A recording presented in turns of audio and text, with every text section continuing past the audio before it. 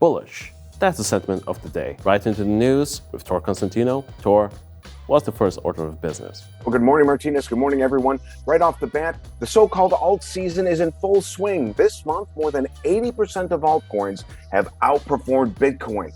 Ethereum is among them. Bitcoin increased 50% this month, but the lowest of the altcoins we're going to look at pumped twice as much. Top altcoin performers in August include Cardano, Phantom, Avalanche, Terra, and Arweave. Some of the biggest over the past 24 hours, Sandbox, all-time high. Celo gained more than 60%. Solana, they have been on a tear, reached another new all-time high of almost $120.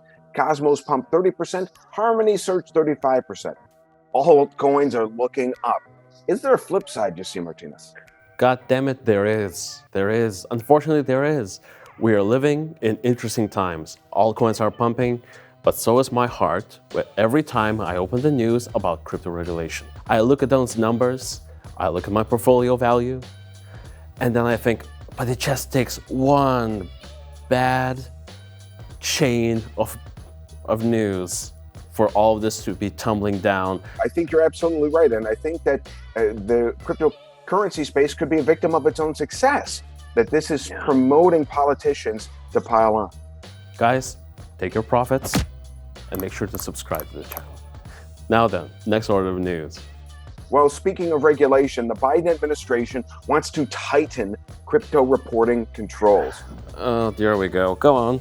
Indeed. According to an article published in the political news outlet Roll Call, an anonymous administration official has said that the White House wants to incorporate new crypto reporting requirements in the upcoming $3.5 trillion budget. That's not a typo. $3.5 trillion. The language would require U.S. cryptocurrency firms, mostly exchanges, to report data on non-U.S. users. That's big. And the information could then be shared with other countries to ensure crypto traders pay their taxes in those countries. Right now, none of that language is in that spending bill. Democrats have majorities in both houses of Congress here. The package could pass without a single Republican vote. Democrats have called for higher taxes on the wealthy and corporations, as well as stronger IRS enforcement to fund their agenda. So it's tough to manage a $3.5 trillion spending bill could pass without Republican support. What's your flip side on all of this development right here? I mean, at this point, this is what I'm talking about. If this comes to place, right? Crypto, decentralization, etc. Decentralized what? You still pay your taxes. Do not take your chances. It's better to pay your taxes than to rot in prison and watch from behind the prison cell how your altcoins would be pumping. Now, on to the next story. A bit of bright news, crypto's coming together. The IOTA Foundation has become a member of the Gaia-X community, which is a European initiative that aims to create the next generation of data and services across the EU. It was formed in 2019 by government ministries in Germany and France. The community unites 500 leading companies, research institutions, and the European public sector. IOTA will contribute and collaborate on enabling secure, open, and sovereign use of data. Now, at the same time, but separately, leading DeFi protocols, including Celo, Aave, Pool Together, and Sushi, have united for the initiative called DeFi for the People. Now, this separate collaboration aims to bring DeFi to the 6 billion smartphone users around the world, and the program is going to provide $100 million upfront in funding for educational initiatives, grants, and initiatives. Excellent use cases for DeFi, Martynas. Is there a flip side in your opinion? The flip side is usually big governmental institutions and projects such as the Gaia project are sometimes too slow. They don't adapt to the times, but the Gaia project in particular is one of those that actually gets things done. So I'm quite excited for this collaboration between IOTA and the Gaia project. Now, as far as the DeFi collaborations coming, this could have been foreseen. It's basically projects coming together in order to have more use case and weather the storm. I think it's a very positive move. I truly wish that more projects and more communities would also play nice for a change. Because right now, if you go to Reddit, it's a battlefield. The XRP army hates the Cardanoites. The Cardano army, the Legion of Cardano, the Hoskinsonites What's the official name, Tor? Do you remember? I think it's all of the above, to be honest with you, because even within that army, there are factions. So I think you're right that there could be a good time for everyone to kind of come together and unify. And less unified people under the banner of good news. What's next? Well, this is interesting news. Let's say that for sure. Robinhood is suffering while PayPal explores stock trading. SEC Chair Gary Gensler said his agency may eliminate the payment for order flow, PFOF practice, calling it an inherent conflict of interest. If you're not aware of what PFOF is, it's a practice of providing small referral payments to brokers for directing trade orders to certain market makers. And it's the primary revenue stream for mobile trading app Robinhood. On that news, Robinhood's stock fell 9% right after Gensler's note. Wow. All right, exactly. Conversely, though, at the same time, PayPal is expressing interest in stock trading. While unconfirmed, it's reported that PayPal is exploring the possibility of enabling a stock trading platform for U.S. users. And mainstream trading apps really prove, such as Robinhood, that it can be a highly profitable business in 2021.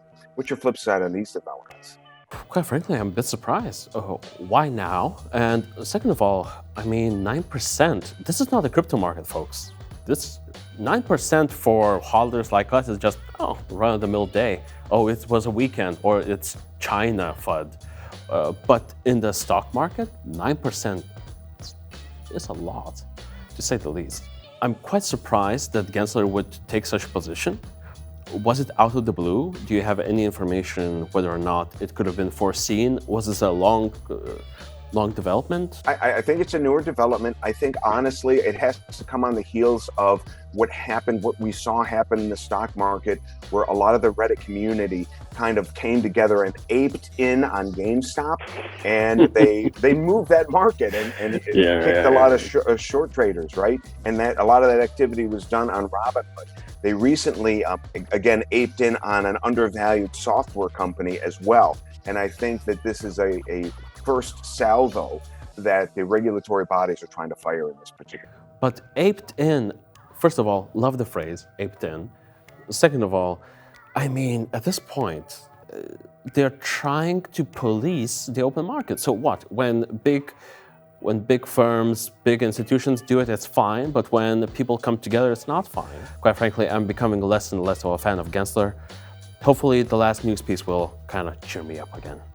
Well, it's NFTs, and there's usually a lot of exciting and interesting topics in NFTs. Right off the top, go on. OpenSea trading volume surpassed the 3 billion threshold.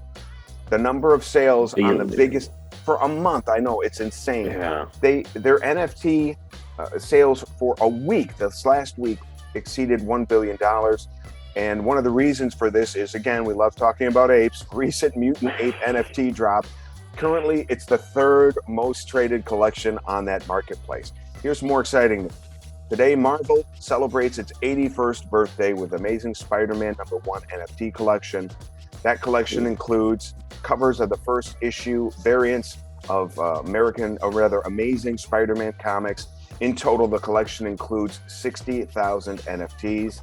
And then rounding it out, Vincent Van Gogh plans to raise $100 million in a new NFT fund with Three Arrows Capital.